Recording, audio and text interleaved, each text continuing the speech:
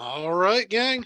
All right. So today what we're going to be talking about is we're going to be talking about foundation and family FMEA, but we're going to be talking about it in a very specific niche way.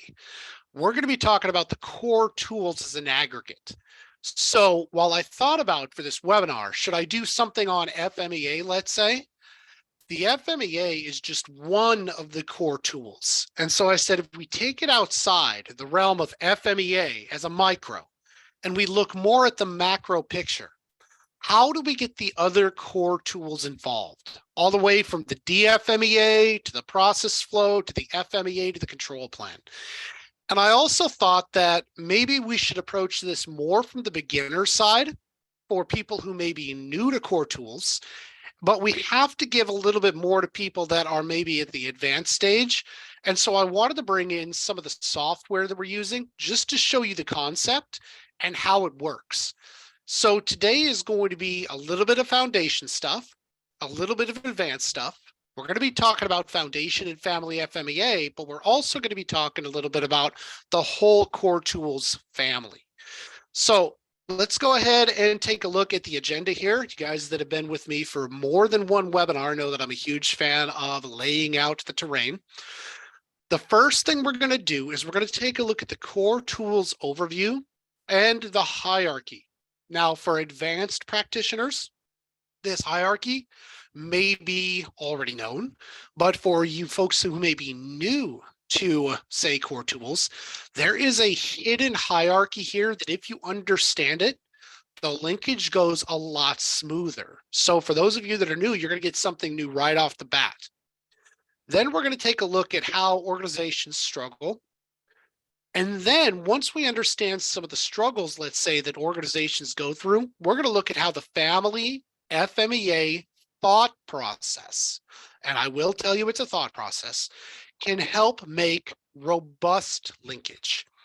Now, this is an important concept, and I really wanted to use this term robust because you can create linkage from core tools documents, from the process flow to the FMEA to the control plan down to the work instruction. But how do you create a robust linkage so that it withstands the test of organizational politics, cultural stressors, and that sort of thing? And the last piece here is then once you understand how to create a robust linkage, one that has a very high resiliency to change, how do we use a living FMEA system and begin to transform it into an organization's learning system? So what we want to do is once we have this linkage established, we then turn the FMEA into a living, breathing learning mechanism for the aggregate learning of the organization. We take it outside of the individual, and now it becomes how the organization learns. At that point, we're probably going to do about 45 minutes up to this point, and then we'll have the traditional 15-minute Q&A. Okay, so that's what you could expect from about 45 minutes with me.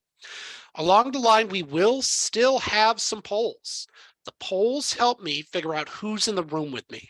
So if I have advanced practitioners that maybe utilize Excel, I'll approach it a little bit differently than I would if I had new people or people that maybe use large enterprise management systems like Plato, QSys, that sort of thing. So let's go ahead and start off with the poll. You guys thought you were going to go away with passive consumption here for a minute. All right, we're going to go ahead and we're going to launch the first poll. And this helps me as the instructor know who's in the room. So the first question I got from you, I'd like to know your organization's current application of foundation and family FMEA practices. The reason is if you're advanced in it, I might change my approach based on people saying, hey, I got to know exactly what this is to start. The other thing, your current application of APQP. And the reason why I want to know that, APQP is the primary driver for all of the other core tools. So if you're not well versed in APQP, we have to level set you. The third thing, how do you manage FMEAs? If you're using Excel, it's going to be different than if you're trying to use an ERP. So this is going to help me frame the rest of our conversation. Now, for those of you that have been on webinars with me, you know my threshold is 70%. Once I get 70% response, we stop the fun, and then I share with you who's in the room with you. Currently up to 64% and climbing. Good deal, good deal, good deal. All right, let's go ahead and end the poll here. Get down to my controls. And we're going to go ahead and we're going to share the results here. And the reason why I want to share results with you, a lot of times in industry, we think that our challenges are not the same challenges that other organizations face, other people face. This gives you an idea to show you that you may be unique, but you're no different. Let's go ahead and share the results. So it looks like an overwhelming majority of you are using some form of a foundation or family FMEA. But you may not be using it well. And the reason why this is important, what you're going to get today is how to create a more robust linkage to improve efficiency. Efficiency is the key. So we're going to show you how to become more efficient. Secondly, when we look at this and we execute on question 2, most of you at least understand that APQP is a thing and you do it pretty well, but yet sometimes the core tools inside of APQP fall away. And the last one, the overwhelming majority of you are still using Excel spreadsheets. We got a 68% of the respondents saying that we're using the Excel spreadsheets, with 15% saying they're using the larger ERPs. So we'll be talking to the Excel users, and even if you're using a larger package, you'll still get something out of this. All right, so that helps me kind of figure out who's in the room, allows me to track. Let's go ahead and start with the hierarchy, because it's in the way that you can visualize it. It makes the difference in how you apply it. So in the hierarchy, the core tools, part and parcel of doing business in the automotive world. Now, this is the relationship between the two.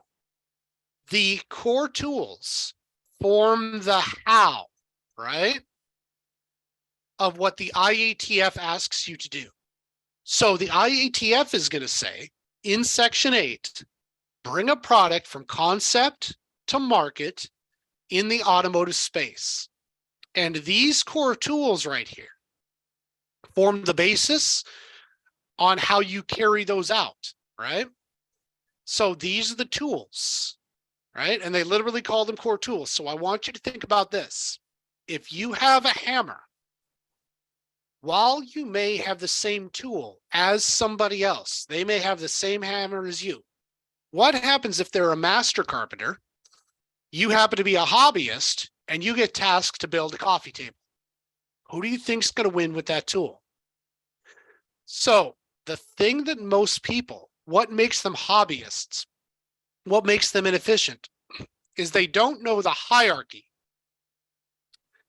And what I have up here, I have the 5 core tools outside of the sequence. And what I want you to see here is the hierarchy, and how you understand these tools matters. APQP forms the basis. This is the beginning point. This is the genesis. This is where you make the agreement to fulfill whatever crazy requirements you and your customer come up with. And it's from the FMEA then that handles the risk to meeting these requirements. So APQP drives the FMEA. Now, after that, the measurement systems analysis measures whatever risk you identify. So notice that your MSA is driven by your FMEA. And if your measurement system is not robust, Your SPC, your data collection, your monitoring and measurement of these characteristics will never be good. Think about it this way. If your measurement error is 30%, which means the way you measure accounts for 30% of what you see, can you trust the data that comes out of it? Absolutely not. There's too much smoke in the room. And lastly, down here, and for everybody that may be new, this is a very common rookie mistake. PPAP is simply the administrative proof that you pulled off your program. So folks, do not put more emphasis on PPAP than it deserves. It's like a 3-ring binder that proves you met everything you were trying to do up here. So if we end up placing them in the right order, we can improve their linkage and application. So the first thing we do, we sort, and then we set, and we begin placing them in the order in which they go so that they're in the right orders. Now, notice here on the left-hand side, it's exactly what I went through with you, right? APQP identifies requirement. The FMEA manages the risk. We covered this part. But if you take the ritual out of this and you ask what the core tools are actually doing, in APQP, the functional requirements are laid out. Your FMEA defines the risk profile, and your Gage R&R is telling you and communicating to you that you may be wrong in your measurement. The question is, how wrong can you be? Because there's never a perfect measurement system. There's always error. The question is, how wrong can you be? And that answer comes from knowing the risk of being wrong. Let's say that it's going to be an appearance item and they're going to be moderately dissatisfied. I can probably be worse off in my gauging error than I could be if, say, it was mission critical and the car was going to fail to stop. Very, very different. And then the SPC will tell you how robust your profile is. Your measurement error is telling you whether or not your FMEA is paying its way. And the PPAP, now this is a big one, communicates the risk for the part you produced, communicates that risk profile. And so if we think about it from a core tools side, we lay out the core tools over here and what they do for us. But on this side of the fence, this is what they're telling us. And notice that each tool plays a different role. Without the MSA, you will not be able to determine how robust that risk profile is because you won't know how much error there is and how you measure it. So for the new people into core tools, this hierarchy exists, and this is one of the large reasons why new practitioners struggle to form robust linkages. Now, let's take a look here in APQP. Let's go ahead and take a look at this. We're going to use a disc brake, right? Now, this example here, don't worry about consuming the whole example. I'll walk you through it. In this example here, we make a disc brake system to slow axial rotation. So right here, we need to slow the axial rotation. The DFMEA says, no problem, I can handle that. To slow the axial rotational speed, right, and prevent it from going excess of time, we need to be able to detect if we did it wrong through the DV testing of the vehicle. Now notice the little green box, and this is why we're talking about foundation and family. Notice here, there is a measurement systems linkage into this DV test. So even though we're in FMEA, notice the measurement system is going to come into play. Now, even here in the PFMEA, if we're at Operation 210, notice here, the MSA comes into play.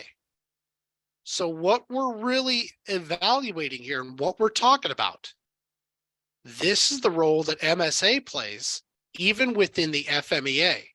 And chances are in your manufacturing and even in your DV testing, do you typically do the same DV tests for design? And do you typically reuse certain tried and true detection methods when you create a new process? Absolutely you do. So the same thing we look at here, if we can create foundational and family measurement methods, there's no reason to reinvent the wheel every single project. Because if I am in the business, in the commodity of making disc brakes, I'll bet you that torquing the mounting bracket bolts is a thing. And I'll bet you the torque check is something we do because of what we're engaged in. So your MSA, the same way you look at an FMEA foundation or family for your FMEA, we can do the same thing with what we call measurement families. And if we can stick family to family, this FMEA family utilizes these particular measurement methods. Now we have a more robust starting point where a lot of people go off the rails. Even if they use a foundation or family approach to creating their PFMEA or their D, they then start second guessing their measurement systems. And now you have more variability. The same thing is true here with SPC. When I go through here and I control this detection check, notice the red right here, right? Am I going to collect that data? Yep. And is the information I collect going to tell me how robust that profile is? Yep.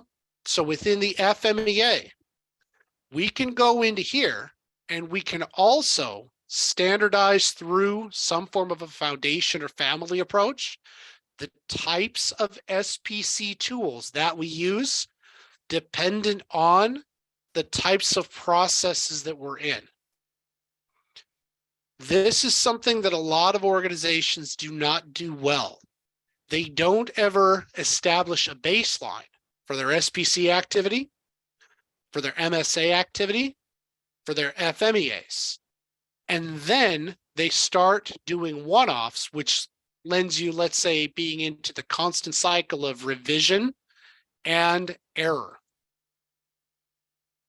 Now, let's make this a little bit bigger here, right? We're going to take the core tools still, but I want to break them down for you here now into the mechanisms. Now, this graphic has never been shown before. This is one that we created here in Plexus. And so notice what you've got here. This does a really nice job of explaining the mechanisms. Now notice that mechanisms are different than just the core tools. You still have the core tools. There's your FMEAs. There's your SPC, right? There's your MSA. But notice what we've got running around here. This is what we call your operational documents. And so notice the things that maybe we haven't talked about before. And the reason why I wanted to talk about it in this webinar, these mechanisms are the difference between robust linkage and fragile linkage. Let's use the term fragile, right?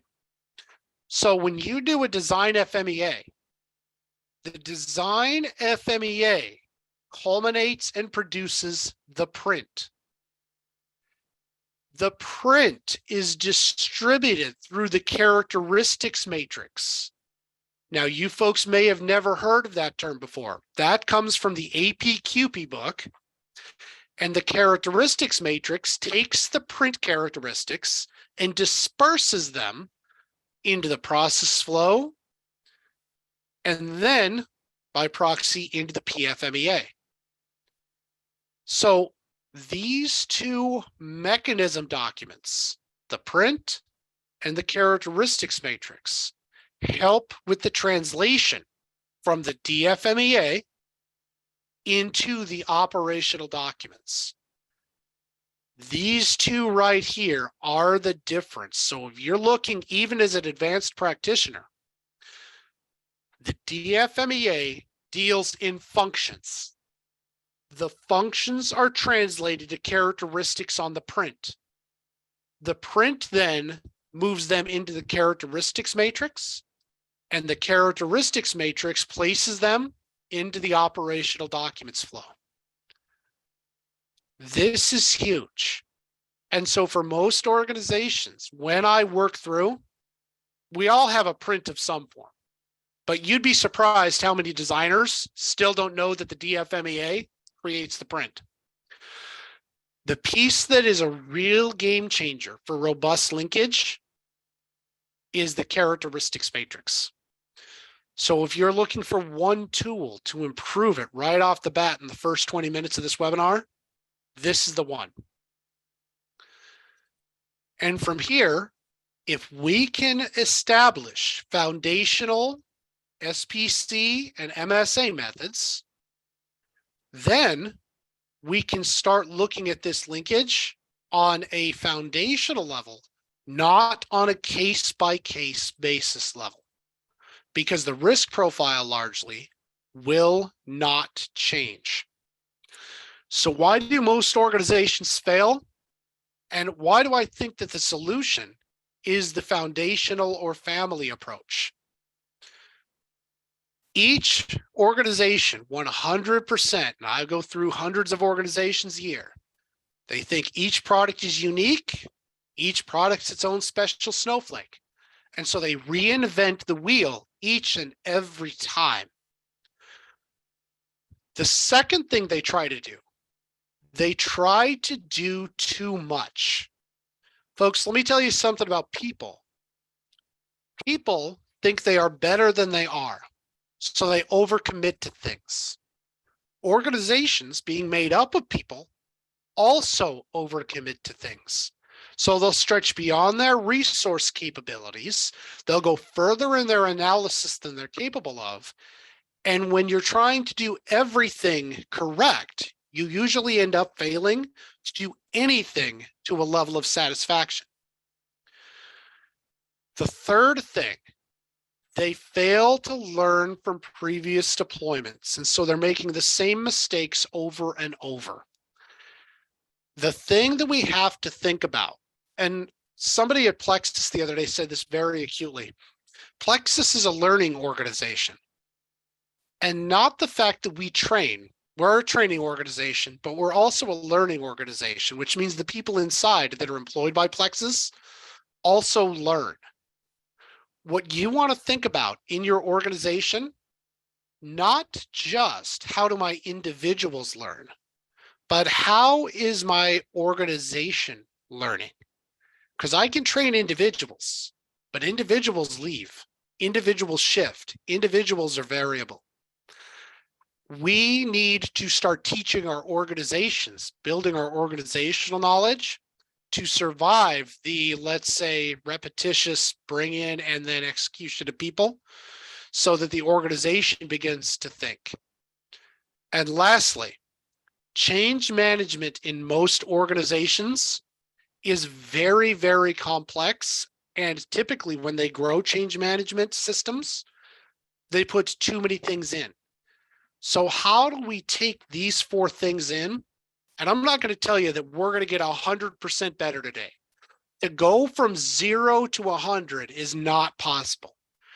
What I'm going to look for is, I'd say, if I could be 50% better tomorrow, so not 100% better, certainly not perfect, but if the next time I bring in a new job, I can treat it not uniquely, but from a base of competency, I could do what is in my wheelhouse with my core competency, because my organization is a learning organization.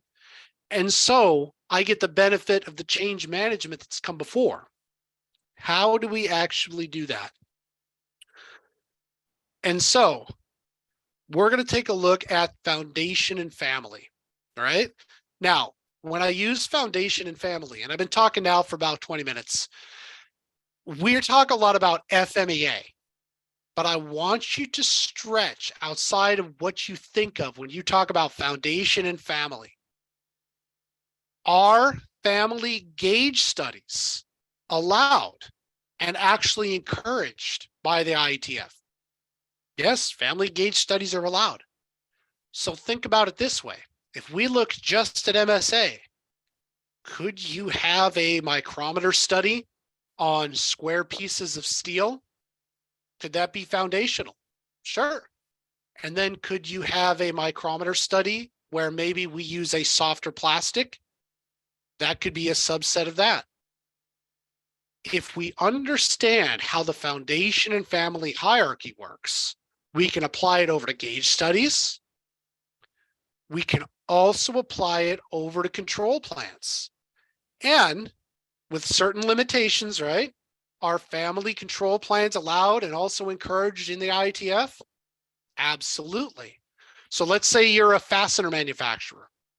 When you turn a screw, the diameters might change, the pitch might change, the thread count might change. But in reality, screw turning, always screw turning? Yep. Same thing here. When it comes to SPC, are there solid SPC methods that you've established and that you can trust? This is huge. Now, let me give you an example. Let's say that I have a high precision characteristic in a stable process.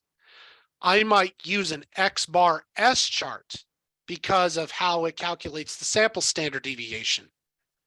That would be different than an X bar R chart. So I might say for these particular types of high specificity characteristics, X bar S is my go-to. And then the variability introduced by that chart is a known quantity each time. This is the beginning of a robust linkage. So if you understand what it's asking you, and then we can very simply use these arrows, just make these linkages robust. The DFMEA to the print, make sure it goes well. The DFMEA to the PFMEA, make sure it goes well when the PFMEA ties to the control plan. And if you can use the foundations, you can continually evolve the foundations.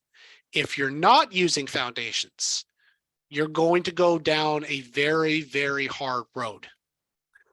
So I've used that term a bunch, foundation versus family. And a lot of people still don't understand the difference. So I thought that I'd take a brief pause here and I'd go down this path with you.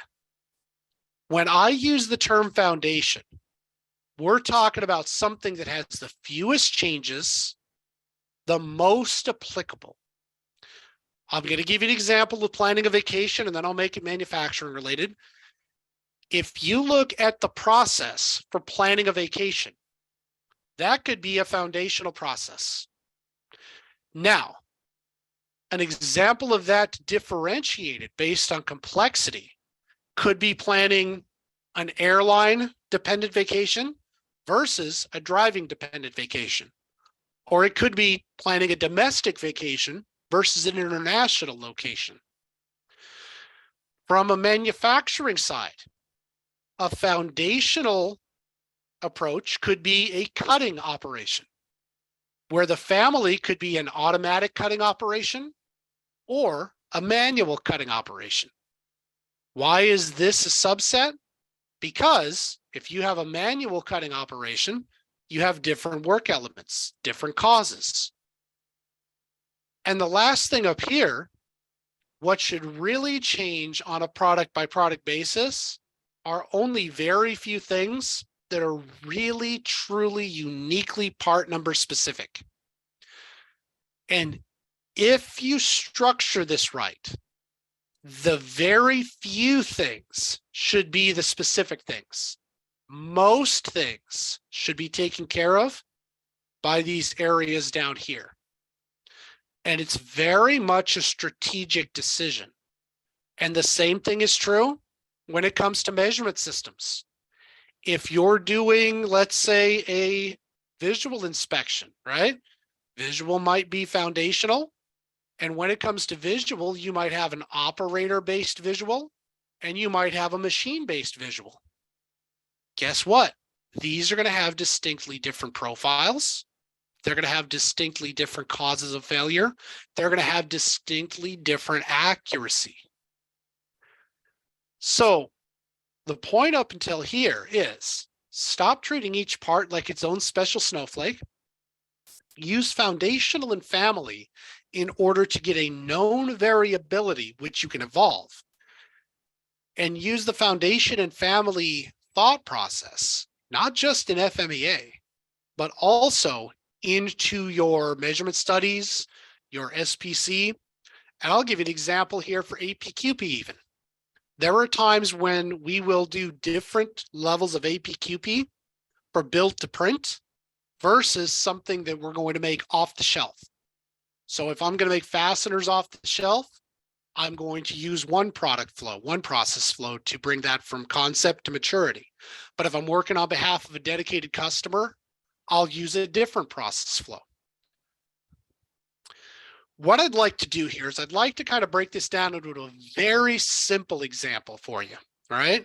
Because I know we're getting to about 10, 15 minutes here left in the webinar before I open for questions.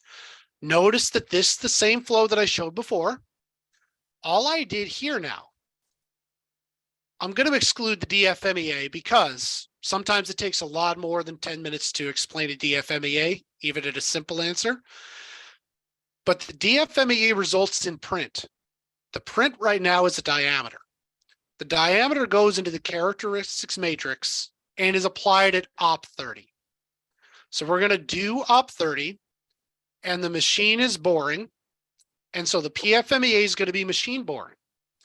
We'll have a machine boring control plan.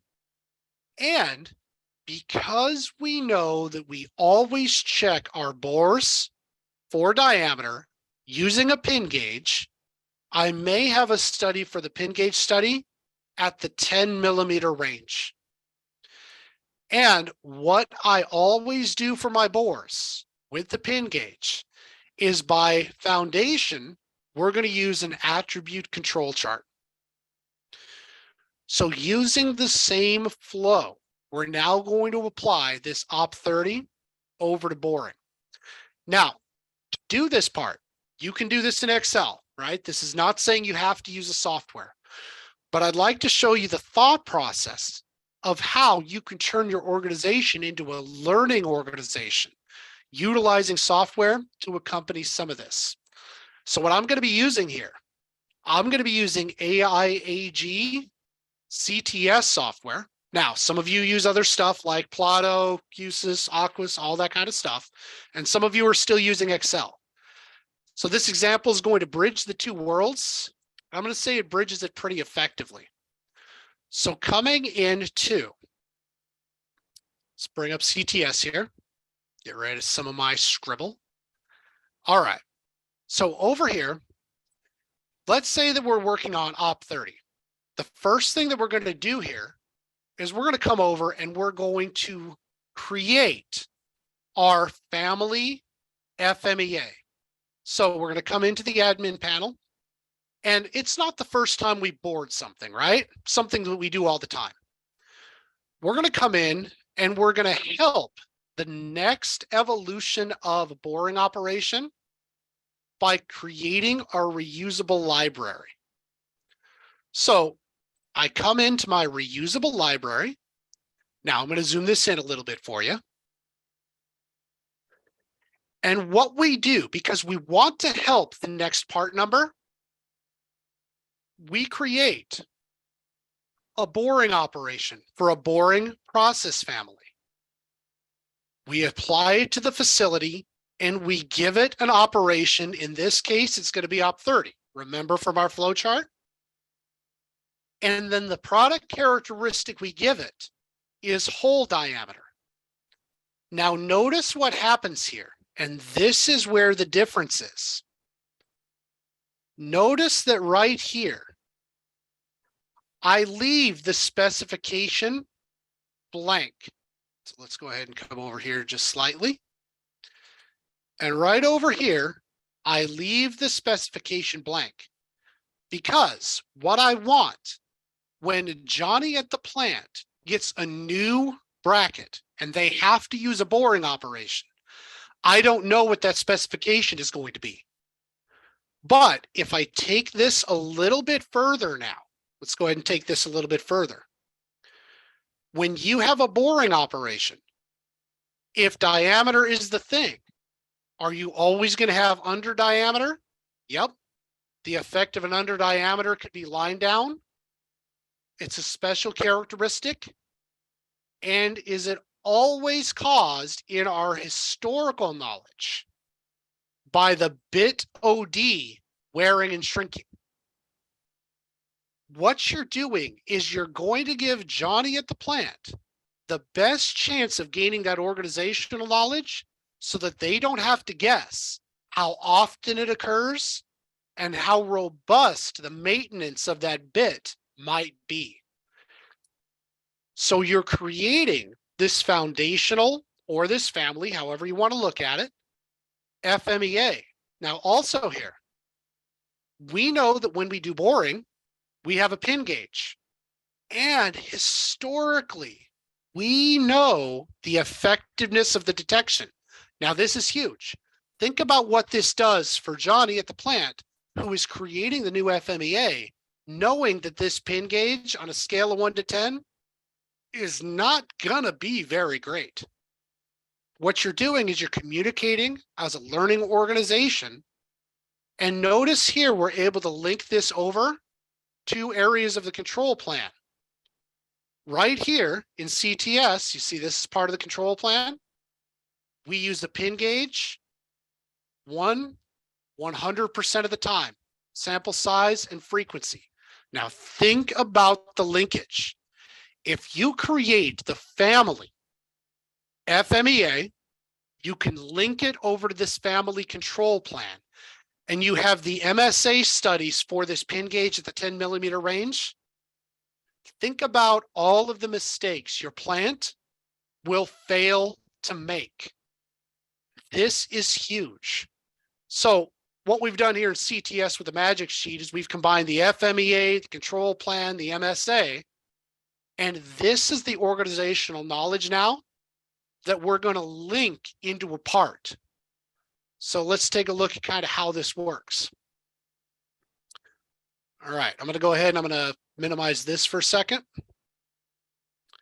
So how does the organization increase the robustness of linkage from foundation and family? Because we just created it, right? We got a little bit of knowledge on it.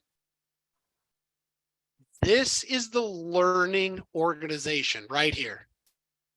When you initiate, so Johnny at the plant is going to create a new project. We learn during development, during launch, and during the leverage stage. Now, this gives us a lot of information. Are we going to learn new things during development of a part number? Sure. Are we going to learn things after it launches? You betcha. And then are we going to codify things into part number specific knowledge, family related knowledge, and foundational knowledge?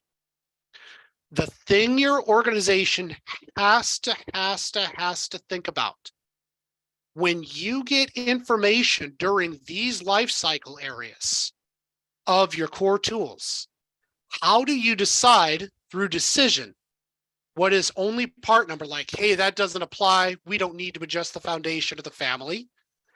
How do you determine what happens with the family?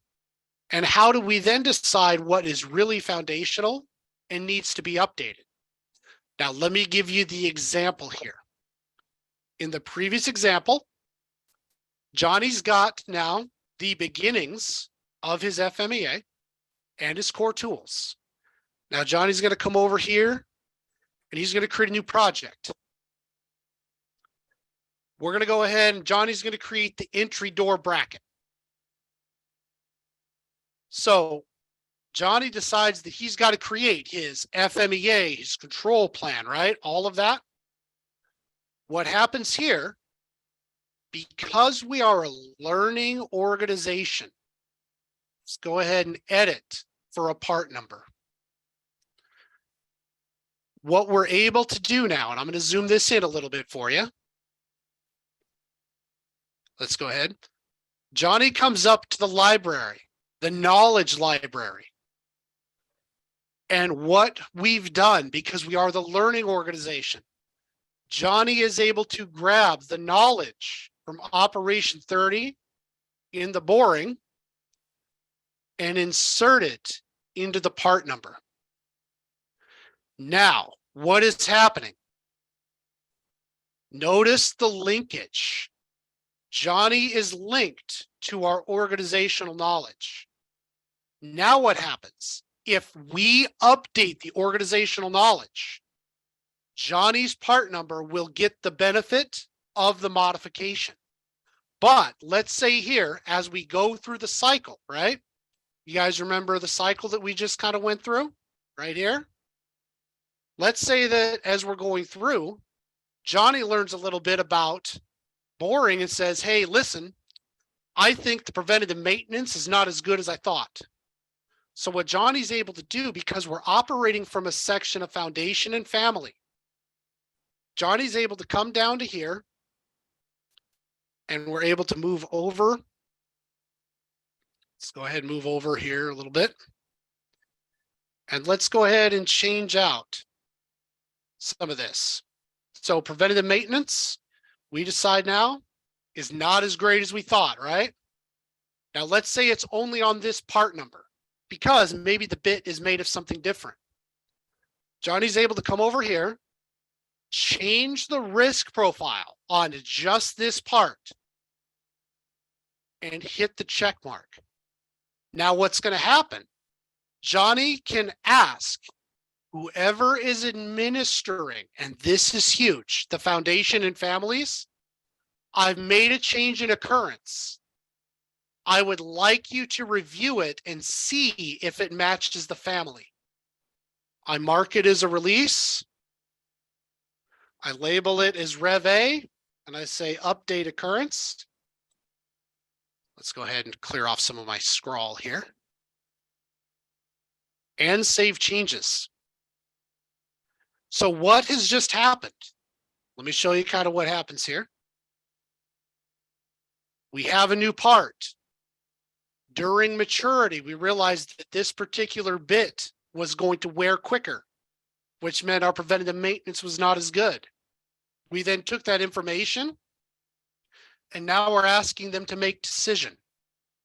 Right here from the decision side, if I finish the struggle now here, whoever is doing the administration of that FMEA can come into the reusable library. And now they're able to decide here. There's been an update to boring. And Johnny has requested the existing value change from 3 to 5. Let's say that we feel this is a very part number specific issue. It does not affect the family. When it comes to the family, we will reject the change. Now, let's bring this full circle and clean it up here. Now, if I come back to Johnny's project,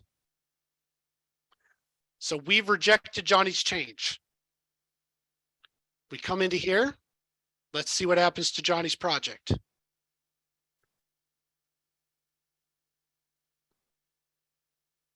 We're going to open up for questions in just a moment here, folks. We come over to Johnny's project. And when we move over to here, we see this happen. We've reviewed it, and this little dot right here says the linkage has been broken, and this increase in occurrence only applies to Johnny's project.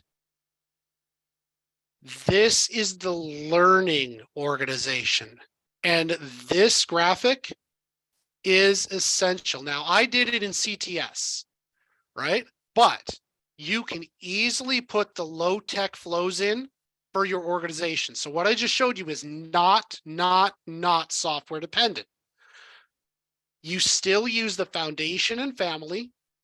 You still gather the information, and then you reintroduce it either to the foundation or family for the next time you add a new part number. Now, if you're not using software today, that's awesome. Use this low-tech flow. It doesn't change. All you'll have to do is decide how this works.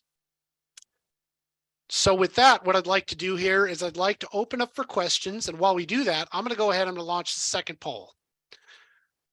All right, Chris, are you with us? Yes, sir. I'm here.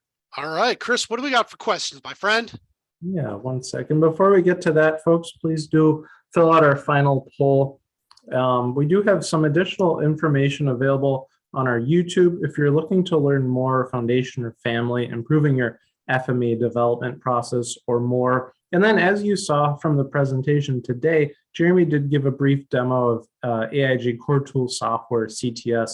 You can learn more about that at aig.org/CTS to fulfill your FMEA or control plan needs.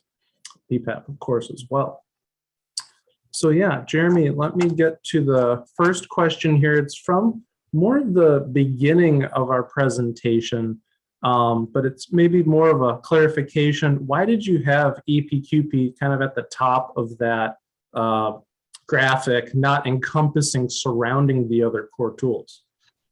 Because it just depends on how you want to draw it. If you're feeling like a circle is more appropriate in encompassing, go with it. Yep, personal preference. All right, perfect. Another one here from earlier on. What is the print output of the DFMEA? Is it the design drawings and part list and so on?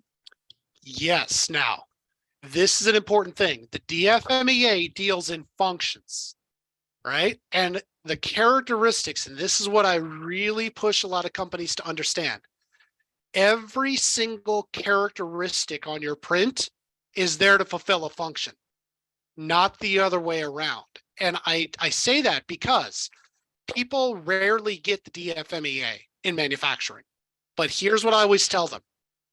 If your designer did their job right, you don't need the DFMEA because the design intent is translated to the print characteristics.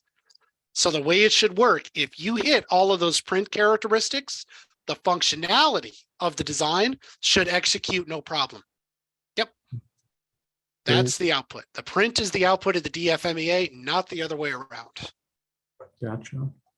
And I can take this next question. Will the presentation be shared or the recording? Yes, we will share a recording of our presentation today to all registered participants. That will be sent out shortly after we're done with our live event here.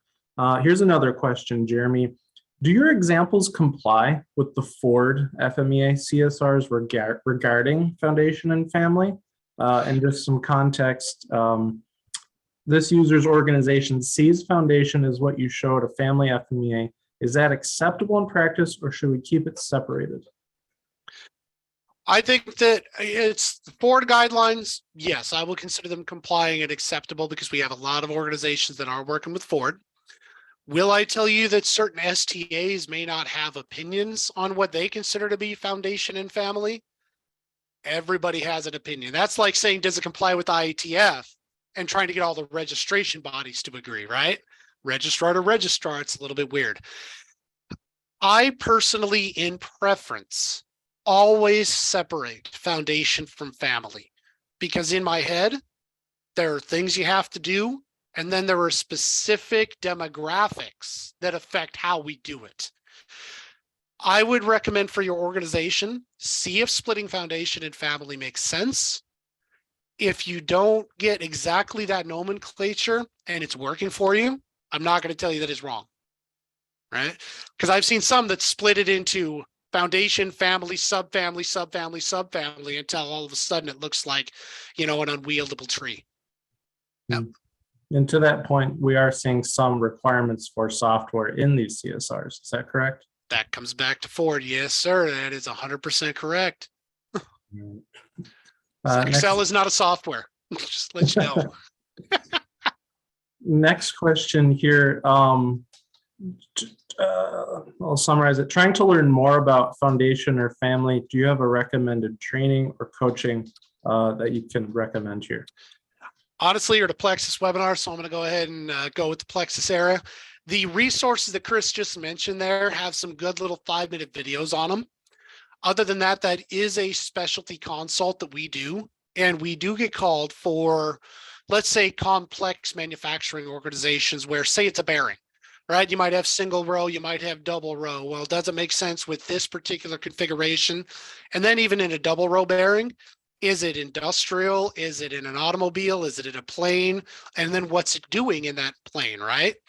So we do that consultation. And if you were going to spend on how to improve that, definitely the consultation with your organization around what makes sense for you is definitely a better spend than looking for mass information that may not be applicable to you. Mm-hmm. Yep. Great.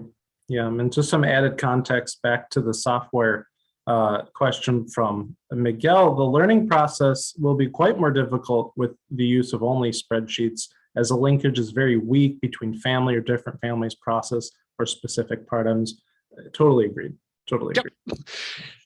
That's how we got here. Yeah. Is there, or what does a typical characteristics matrix look like? Okay, so no problem. Let me see. I did not plan on that one. I mean, I have one. Let me just go off book here. Great. And folks, if you do have any more questions or you want to stump the chumps here, please do feel free to submit. If we can't get to you during our live session, we will get back to you via email. So please do take your time to submit anything. All right, let's see if I can't come up with one here. I'll just do it this way. All right.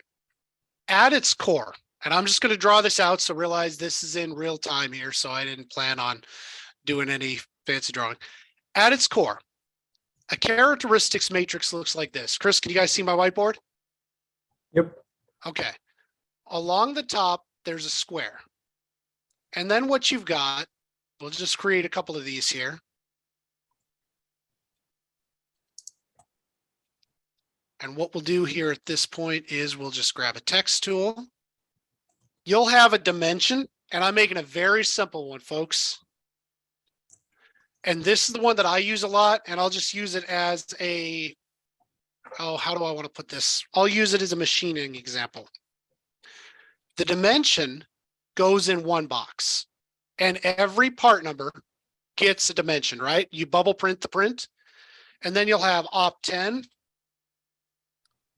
You'll have op 20, and then you'll have op 30. You just put your process flow along this area.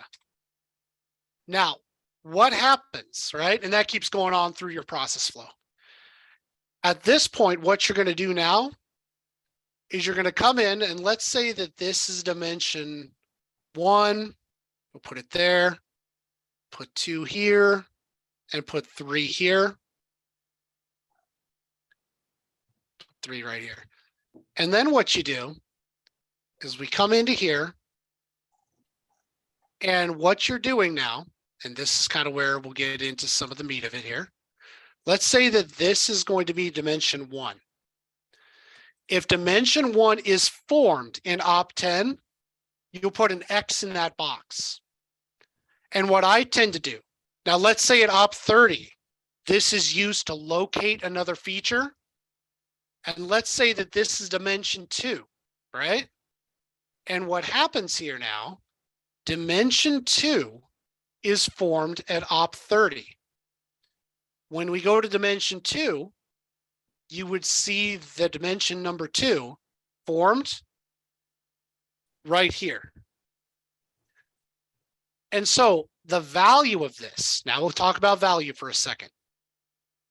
If I know that dimension 1 is formed at op 10, but is used as a locator in op 30, I may control it differently, because let's say this location has very poor capability. What do you think is going to happen to dimension 2? If the location is off, you think dimension 2 has any hope of making capability? No. So the way you use this with a print, every characteristic on your print goes down this side, and then you tell me where it's formed and where it does other things like clamp to it, locate with it, that sort of thing. And this will tell you what should be at every station for your entire line. Yep, that's what it does. There's an example in the APQP manual. If you've got the Core Tools manuals in front of you as well, that's where it comes from. Been there 20, 30 years. We just forgot about it. Nice, great example. Thanks, Jeremy. Yep. We'll get to a few more here. And folks, I just want to take a pause, say thank you for joining us today. This was a really great webinar. Love seeing the questions come through, and we will not be able to get to them all, but we will be able to provide a response back to you. Is family control plans the same as family operational process? We can have family processes and subsequently family FMEA for that process? Sure. Yep. So let's say that you're looking at your FMEA happens to be around plastic injection molding. All right. So your control plan is driven from your FMEA. So this would be my control plan around family injection molding. Yep. Now that would be different than if you were doing an FMEA on blow molding, right? That's because that's a different process. So you'd have a different control plan for blow molding than you would the plastic injection. The trick is going to be where I might say that there's a family to start.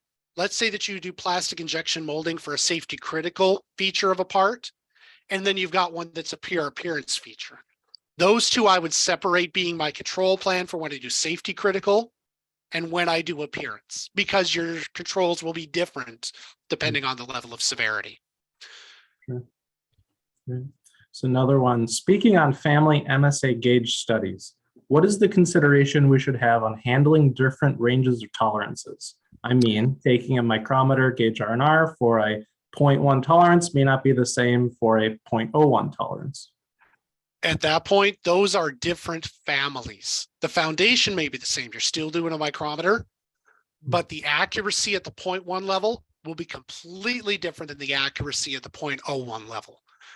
The way that you always approach MSAs, if you're adding a variability in, then I separate those families. The same thing if I'm doing a hard part and I'm using like a mic, I would do that differently, because if it's a soft part, guess what you can press, right? Now you got more variability. So yeah, I would do those differently. They're the same foundational. The error is the same, but the way the resolution is different. So I would treat each one of those differently. Yep. Great. I think I want to take two more here, and we do have a number of questions on bulk material. I'll take the first one. Thinking about bulk material, non-dimensional, can you give a simple example of what foundational FMEA contains versus family? Sure. When I look at that, there's different areas now. If you're doing bulk, you might have different grades, right? So if I'm thinking about that and I'm doing different grades, or you might have different formulations. So as an example, when I used to do airbags, we would make bulk generate, right? It was off there. It was just pill presses all the way, all day, right? We would have what we call the 3110 version, and then we would have the 2004 version.